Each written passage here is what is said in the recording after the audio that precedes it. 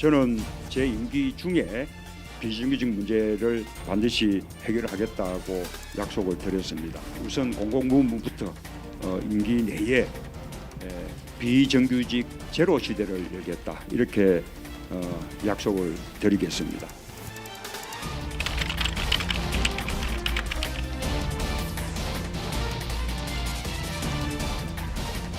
열심히 노력해서 이 공시에 합격한 직원들 그리고 다른 신분들에게 상대적 박탈감을 준다는 게 정말 문제죠. 훨씬 더 많은 청년 취업 준비생들에게 더 좋은 일자리를 만들기 위한 노력이 반영되고 있다.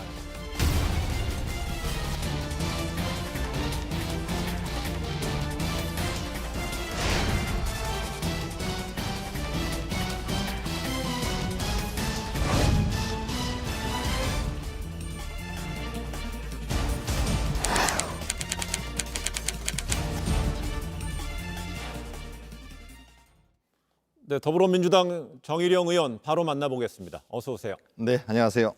네, 정 의원님은 지난 총선 때는 미래통합당 민경욱 의원 또 정의당의 이정미 의원을 두 현역 의원한테 이겨서 화제를 모았는데 네, 어려운 최근에는 그렇죠. 최근에는 직전까지 인천국제공항 공사 사장을 역임했던 게 화제입니다. 네, 뭐 최근에 일련의 이런 어떤 논쟁, 논란 이런 것 때문에 그렇겠죠? 네, 예. 그렇습니다. 근데 거기에 대해서 좀 어떻게 좀 지켜보셨습니까? 최근에 사실 제가 이제 시작을 했죠. 인천공항 사장 할 때 시작을 했었는데 최근에 갑자기 이게 이제 또 이슈가 됐는데요. 네.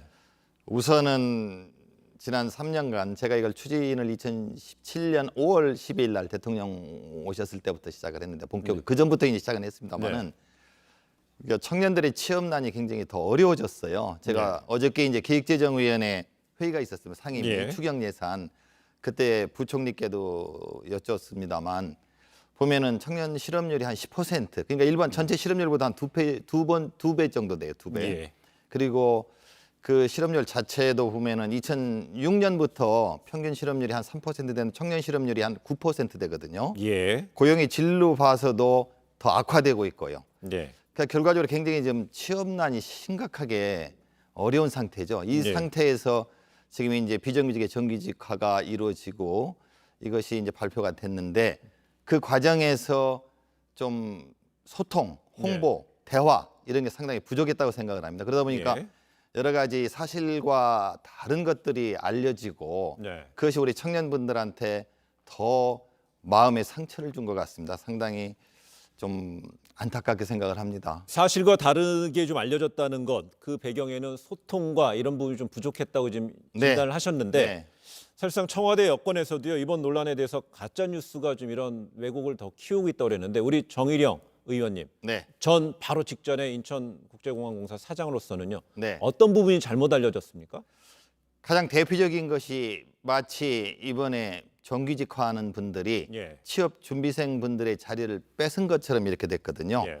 그것은 아닙니다. 그러니까 취업 준비하는 분들은 보통 대학교 졸업한 분들, 대졸 신입 직원 공채가 인천공항 공사에서 보통 한 100명 정도 됩니다. 어떤 때 한 200명 됩니다만은 그분들은 5급으로 들어오셔가지고 마지막 관리직으로 계속 승진도 하세요. 입사한 지 4년 되면 대리 승진하고 4급. 그다음에 이제 팀장, 처장, 본부장 이렇게 승진하는 분들이고 지금 대상이 되는 정규직화되는 분들은 보안 검색 파트. 공항에 가시면은 비행기 타기 전에 검색받지 않습니까? 검색하시는 그분들, 가방을 이렇게 보내기 위해서 엑스레이 검색하시는 분들. 그런 분들이거든요. 그분들은 현장에 계시면서 그 업무에 계속 종사하고 계신 분들이에요. 그분들이 똑같은 일을 하면서 신분만 비정규직에서 정규직으로 바뀌는 거죠. 그러니까 말하자면 이 그룹이 완전히 다른 겁니다. 그러니까 그분들이 취업 준비하는 분들의 자리를 뺏은 건 아니죠. 그렇다면은요, 이 공사라는 것은요, 그 예산이라는 것이 국가 예산에 국가에서 통제를 받잖아요.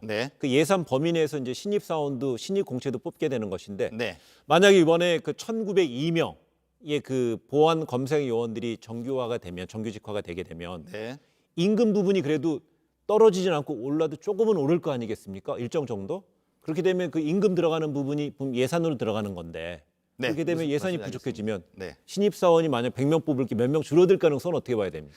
그것도 좀 다릅니다. 제가 설명을 해드릴게요. 그 지금 현재 그 형태는 이제 오늘 날짜로 바뀌겠지만은 현재 인천광공사의 정규 직원들, 공사의 정직원들 한 1,600명 정원이 되고 나머지 한 10,000명 정도가 말하자면은 협력업체 비정규직 직원들이었죠. 이제 자회사로 바꾸고 있었습니다만은 그분들은 이제 인천광공사와 협력업체 간에 민간에서 협력업체는 계약을 맺어가지고 그분들한테 이제 계약 금액이 지급이 되고 계약 금액에서 비정규직 직원들한테 월급이 나가는 거죠. 그 안에 뭐가 있냐면은 이윤이 이제 10%, 사실 이제 입찰을 하다 보면 한 7, 8%로 줄긴 합니다만 사무관리비 3%가 있어요. 이게 이제 정규 형태로 전환되면 그 비용을 아낄 수가 있고 그리고 인건비 자체가 그것도 그릇이 다른 겁니다. 따로따로 있거든요. 자회사하고 공사하고. 이제 직접 고용됐을 때는 이제 같은 인건비 안에 들어오긴 하죠.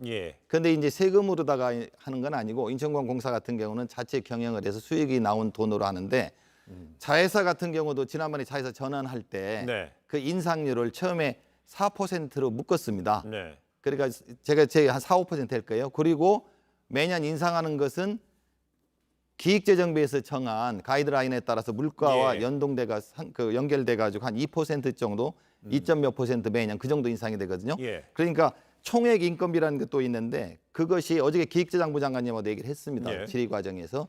그러니까 총액 인건비 제도가 새로 이제 직접 고용이 되면은 총액 인천광공사의 직원들 월급 주는 총액 인건비가 늘어나기 때문에 신입 직원들이 줄지도 않고 어떤 그 공사에 근무하는 분들의 인건비 월급이 줄지도 않고 그건 그대로 남아 있는 겁니다. 하여튼 정확히 다시 정리하게 되면 올해 이제 앞으로 예정돼 있는 인천국제공항공사의 신입 직원 규모는 영향을 받지 않는다. 영향받지 않고 임금 부분에 있어서도 실질적으로 기존에 있었던 정규직한테는 그렇죠. 영향이 없다. 영향이 없다는 거예요.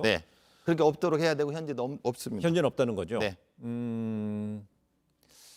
그리고 뭐 또 일부에서 뭐 알바 학생이 뭐 갑자기 뭐 5천만 원 직장에 뭐 정규직 됐다 하는 것도 안 맞고요. 그렇게 되면 만약에요. 그건 알바 학생이 없습니다. 그렇게 되면 이번에 그 보안검색 요원들이요 기존에 받던 연봉에서 만약에 이제 인천국제공항공사에 직고용이 되게 되면 얼마나 오르게 되는 겁니까? 근데 거기에 대해서 상당히 많이 오른다는 얘기도 있고. 그게 이제 갑자기 뭐 3,100번에서 5천만 원 올라간다 그랬는데 그건 사실이 아니고요. 지금 이제 그게 이제 노사 협상을 해서 결정을 했어야 되는데 그게 좀 늦어졌죠. 늦어졌는데 전에 이제 제가 있을 때 노사 협상 과정에서 자회사 같은 경우는 어떻게 됐냐면은 일단 전환될 때 이제 현재 임금 체계와 다른 자회사라든지 직고용된 임금 체계가 다르기 때문에 그걸 조정하는 과정에서 한 4% 정도가 오르고 그 뒤에 매년 한 2몇 % 정도가 오르게 되기 때문에 그 인상 폭은 전체적으로 봐서 현재보다 몇십만 원 정도, 많게는 한 100만 원 이 정도. 그때 그게 이제 결국은 노사 협의에 따라서 정해지는 건데 제일 중요한 거는 국민의 눈높이에 맞아야 된다는 거고 두 번째는 일반 기업, 다른 공기업이나 민간 기업에 부담을 주지 않아야 된다기 때문에 그 수준은 한 자리 숫자로 낮게 책정될 겁니다. 그렇습니다. 그런데 이번에 이렇게 비정규직의 그 보안검색 요원들의 비정규직에서 정규직화되는 것은 이 처음에 이제 우리 국민들의 기억에는 문재인 대통령 취임 3일째였나요? 네, 3일째죠. 3일째 이제 10일 날 당선되시고 12일 날 오셨습니다. 그랬잖아요. 그래서 이제 그때 이제 약속을 했잖아요. 공공 부분에 있어서 비정규직의 제로를 약속하셨는데 벌써 이게 딱 3년이 지나서 이 부분이 확 불거졌어요. 근데 일각에서는 그래서 그동안에 충분히 좀 논의를 해서 속도를 낼 수 있는데 너무 늦었다, 늦게 추진했다. 거기에서 책임 소재를 지금 인천공항공사에다 돌리는 시각도 있습니다. 그 제가 말씀드리겠습니다. 대통령께서 5월 12일 날 오셨는데요. 그 전에 2016년 1월 달에 인터넷 검색하면 다 나옵니다. 1월 달에 1월 3일인가 될 겁니다. 인천공항에 수화물 대란이 나가지고 기억하실 거예요. 인천공항이 거의 무너진다. 수화물들이 그냥 5천 개가 여기저기 흩어졌다 해가지고 사건이 한번 크게 터졌고 그 다음에 중국인 미리국 사건이 또 그 미리국 2번 터집니다. 그러면서 인천공항, 대한민국의 관문공항이 뚫렸다. 세계 1등 공항이 무너진다. 뭐 이런 기사들이 많이 나왔거든요. 언론에. 그때 대부분 제기됐던 문제점들이 미리국 같은 경우 많이 터진 것은 그분들이 비정규직이고 2년도 안 돼가지고 이직률이 높아서 그분들이 전문성이 없기 때문에 이런 사태가 벌어졌다. 정규직화가 필요하다. 이런 논의가 2016년부터 있었고요. 1년 전에요. 그래서 이제 그게 저희 내부적으로 검토가 2017년 5월달에 대통령께서 오셨고 그때부터 이제 제가 직접 TF 팀장이 돼가지고 매일 회의하고 매주 점검하면서 일을 쭉 해가지고 그해 12월 26일 날 약 1만 명의 비정규직 중에 70%는 자회사, 30%는 직접 고용. 직접 고용되는 30%는 국민의 생명과 안전에 직결된 부분. 다시 말씀드리면 지금 논란이 되고 있는 보안 검색 받는 비행기를 타는 분들이 테러라든지 그 당시에 상당히 예. 문제가 있었거든요. 그런 걸 예방하기 위해서 그런 분들을 직접 고용한다. 그래서 30%를 직접 고용으로 정했습니다. 예. 그런 원칙을 2017년 12월 26일 날 발표를 했고 그리고 노사 간에 계속 대화를 했죠. 또 1년 예. 동안. 그래서 그 다음에 2018년 12월 26일 똑같은 12월 26일 그때 더 구체적인 내용이 또 노사 간에 합의된 걸 서명해서 발표를 했습니다. 알겠습니다. 그리고 나서 그 다음에 이제 여기까지 온 거죠. 절차적으로 늦은 것도 아니고. 아, 늦은 거 그건 있어요. 예. 최근에 이게 왜 불거졌냐면 모든 용역 계약이 오늘 이제 만료가 됩니다. 6월 30일 날. 예, 전반기. 예. 그러면 진작에 요걸 한 6개월 전부터 직접 고용, 특히 소방과 이 보안 검색이 직접 고용이 되는데 이분들하고 계속 대화를 하고 홍보를 하고 뭔가 좀 교섭을 해서 구체적인 내용이 정해져서 지금쯤 완전한 전환 채용이 됐어야 되는데 지난 6개월간의 그런 홍보, 소통, 대화가는 부족했다고 생각을 해요. 저는 그래서 인천공항공사 경영진 사장이든 부사장이든 아니면 그걸 감독하고 있는 국토교통부의 뭐 장관이든 그 간부들이 고용노동부도 마찬가지고요. 위에는 청와대도 마찬가지인데 지난 6개월 동안 그걸 조금 더 점검하고 더 좀 독려하고 노사 간에 좀 더 교섭을 활성화시키고 직원들 현재 반발하고 있는 인천공사 정규직 직원들도 마찬가지예요. 그 직원들하고 대화가 참 적었어요. 결국은 저거겠죠. 그 어떤 비정규직의 정규직화를 할 때 절차의 어떤 공정성이라든지 그렇죠. 투명성이라든지 이런 부분에서 분명히 직전에 사장으로서 볼 때는 문제가 있었다고 보시는 거군요. 뭐 문제가 있었다기보다 이제 지금들 문제를 지적하셨으니까요. 예, 그렇죠. 홍보라든지 대화 교섭이 부족했고 알겠습니다.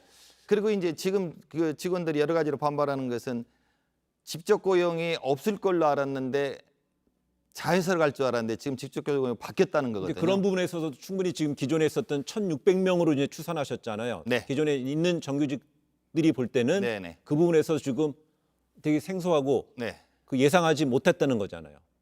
직접 고용으로 갔는데 이게 자회사로 가는 줄 직원들을 알다가 갑자기 지지난주 일요일 날 저녁에 그 청경 그러니까 직접 고용되는 청경으로 청호경찰. 발표가 되니까 모두가 당황하는 형태로 지금 나타나고 있습니다. 알겠습니다. 또한 이제 일각에서는 이번에 1,902명이죠. 정확히 1,900명이요. 네.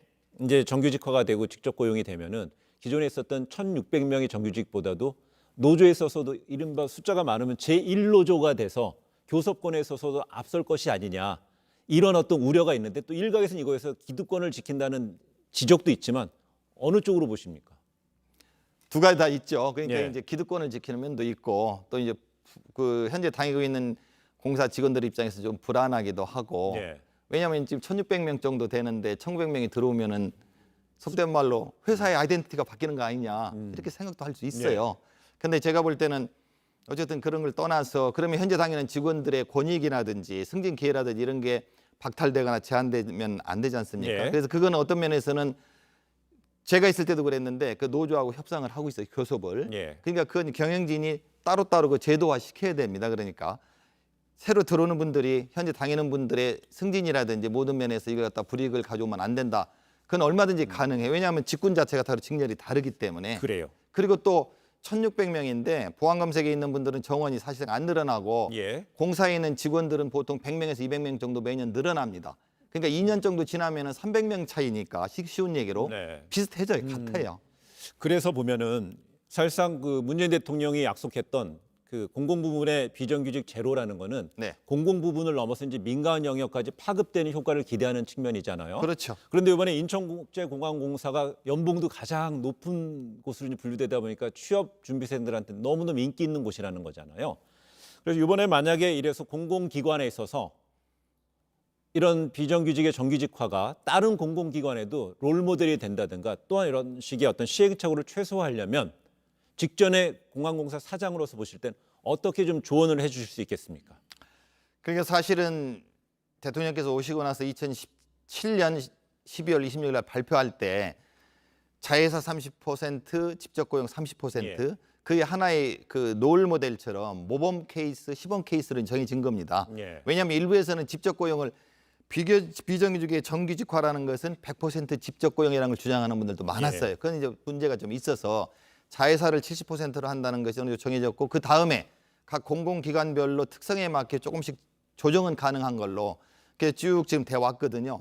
지금 이제 그 이제 숫자가 적은 경우 계약 기간이 만료된 경우는 먼저 끝났습니다. 인천공사가 지금 일부는 끝났고 마지막으로 오늘 끝나는데 네. 제일 중요한 거는 노사 간에 성실하게 투명한 절차를 밟아가면서 교섭을 하고 합의를 해나가는 게 굉장히 중요하다고 봅니다. 사실상 그 정규직하고 비정규직 간에 그 어떤 처우에 대한 격차를 해소해야 되고 또 비정규직의 수를 줄여야 된다는 우리 사회가 안고 있는 공통의 숙제잖아요. 네. 그런 게 이제 노동 시장이 더 이제 밝아지는 부분이고 건강해지는 부분인데 그럼에도 불구하고 이제 기계적인 공정 부분은 좀 저희가 또 막아야 되는 건데 이번에 이런 이천공항 공사발 이런 비정규직의 정규직화 논란에 대해서 여론조사가 지금 나왔잖아요. 네. 리얼미터가 이제 조사한 바에 의하면 이번 인천국제공항공사의 정규직화를 보류해야 된다 45%, 추진해야 된다가 40%로 뭐 오차 범위 내에 있습니다만은 팽팽합니다. 결국 이건 우리가 거쳐가야 되는 과정입니까? 아니면 여기서 결국은 시행착오를 겪지만 뭔가 개선점을 꼭 찾아 나가야 된다고 보십니까? 개선점도 찾고 제가 볼 때는 그런 배경에는 아까 말씀드린 청년들의 취업난 여러 가지 경제 어려움이 깔려 있거든요. 예. 그걸 좀 해결하고 두 번째는 아까 말씀드린 대로 투명하고 공정한 건데요. 지금 좀 전에 말씀하신 것도 첫째는 비정규직의 정규직화는 고용의 안정입니다. 두 번째가 처우 개선이에요. 처우 개선이라 해가지고 이걸 갖다가 임금을 막 계속 같이 올려서 기존의 정규직과 같이 만들기는 쉽지 않아요. 네. 일단은 고용 안정이기 때문에 투명한 절차로 정당한 방법으로 공정하게 비정규직의 정규직화는 필요합니다. 네. 이걸 충분히 홍보를 하고 알려야죠. 지금 이번 사태를 통해서 여야가 공히 청년 뭐뭐뭐 특위 네. 구성해서 청년들의 일자리 아무래도 처음에 말씀하셨잖아요. 청년들의 실업률이 워낙 높다고 그러니까는요. 네. 상실감도 크기 때문에 그렇죠. 이번 21대 국회에 있어서 이제 우리 의원께서는 기재위 소속이 됐습니다만 네. 뭐 정부 예산을 뭐 소관 상임위가 네. 돼버렸습니다. 네. 더 그렇습니다. 중요한 위치에 있는데 네. 21대 국회에서 청년 일자리 창출해서 어떤 부분에서 가장 핵심적으로 접근해야 된다고 이번 논란을 가까이서 지켜본 의원으로서 판단하십니까?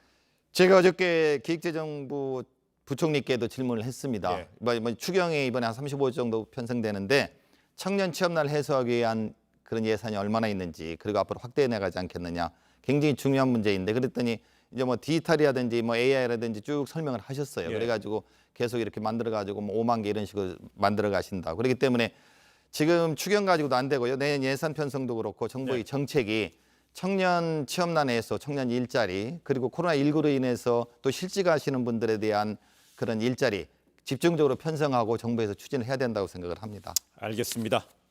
네, 오늘 정일영 의원님, 그 전 인천국제공항공사 사장을 또 역임하신 분으로서 저희가 최근에 이슈가 됐던 이번 사태에 대해서 이번 안건에 대해서 한번 깊이 있게 한번 이야기를 질문해봤습니다. 앞으로 국회에서 많은 노력 부탁드리겠습니다. 네, 열심히 잘하겠습니다. 고맙습니다. 예, 감사합니다. 예.